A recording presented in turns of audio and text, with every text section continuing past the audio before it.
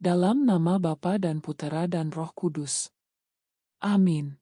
Allah Bapa, sumber kedamaian, berkenanlah menunjukkan jalan.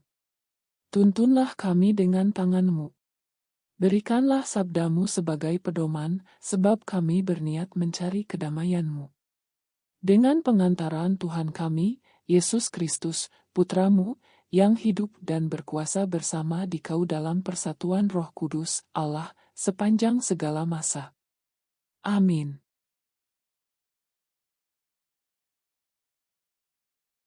Bila mana kita berkumpul dalam roh, kamu bersama-sama dengan aku, dengan kuasa Yesus. Saudara-saudara, ada berita bahwa di antara kalian terdapat percabulan, bahkan percabulan yang begitu rupa yang di antara bangsa-bangsa yang tidak mengenal Allah pun tidak terdapat, yaitu bahwa ada orang yang hidup dengan istri ayahnya. Sekalipun demikian, kalian malahan menyombongkan diri. Tidakkah lebih patut kalian berduka cita dan menyingkirkan orang yang berbuat demikian dari tengah-tengah kalian? Sekalipun aku tidak hadir secara badani, namun secara rohani aku hadir, dan aku menjatuhkan hukuman atas orang yang berbuat demikian, seakan-akan aku hadir di tengah kalian.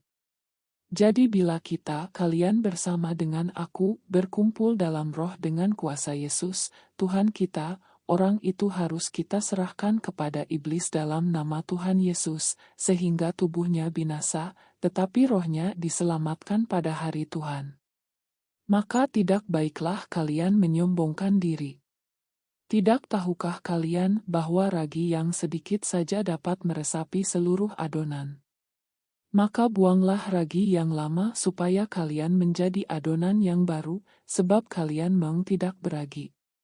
Sebab Kristus, anak domba Paskah kita sudah disembelih.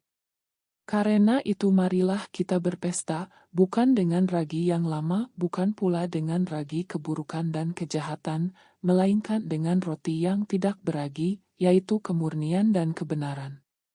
Demikianlah sabda Tuhan. Syukur kepada Allah.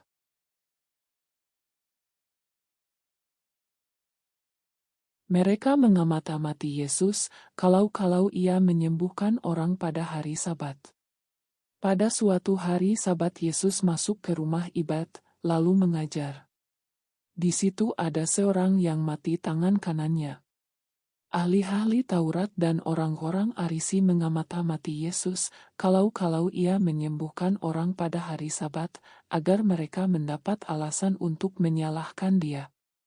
Tetapi Yesus mengetahui pikiran mereka. Ia berkata kepada orang yang mati tangan kanannya, "Bangunlah dan berdirilah di tengah." Maka bangunlah orang itu dan berdiri di tengah.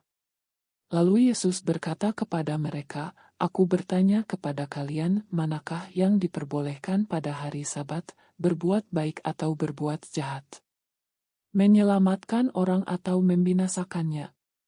Sesudah itu ia memandang keliling kepada mereka semua, lalu berkata kepada orang sakit itu, "Ulurkanlah tanganmu." Orang itu mengulurkan tangannya dan sembuhlah ia. Maka meluaplah amarah ahli-ahli Taurat dan orang Farisi. Lalu mereka berunding, apakah yang akan mereka lakukan terhadap Yesus. Demikianlah sabda Tuhan. Terpujilah Kristus.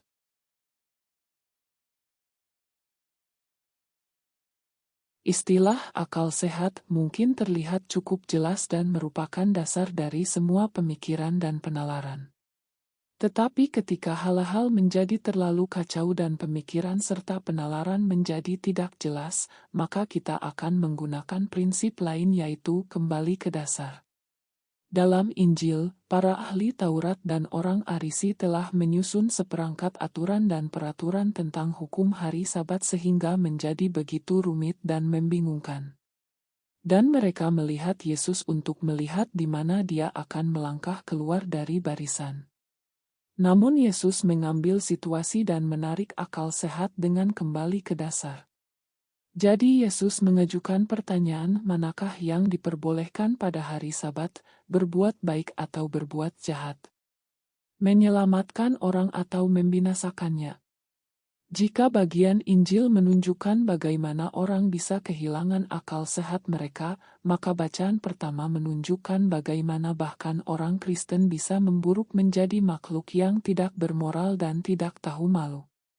Santo Paulus memperingatkan bahwa ragi dalam jumlah kecil saja sudah cukup untuk meragi semua adonan. Ya, bahkan dosa kecil saja sudah cukup untuk membuat kita kehilangan akal sehat dan membuat kita berperilaku lebih buruk daripada binatang. Mari kita kembali ke dasar dan kembali kepada Kristus, roti hidup kita, yang memberdayakan kita dengan ketulusan dan kebenaran. Kemudian setiap hari, kita akan bisa berbuat baik dan berikan hidup kepada orang lain.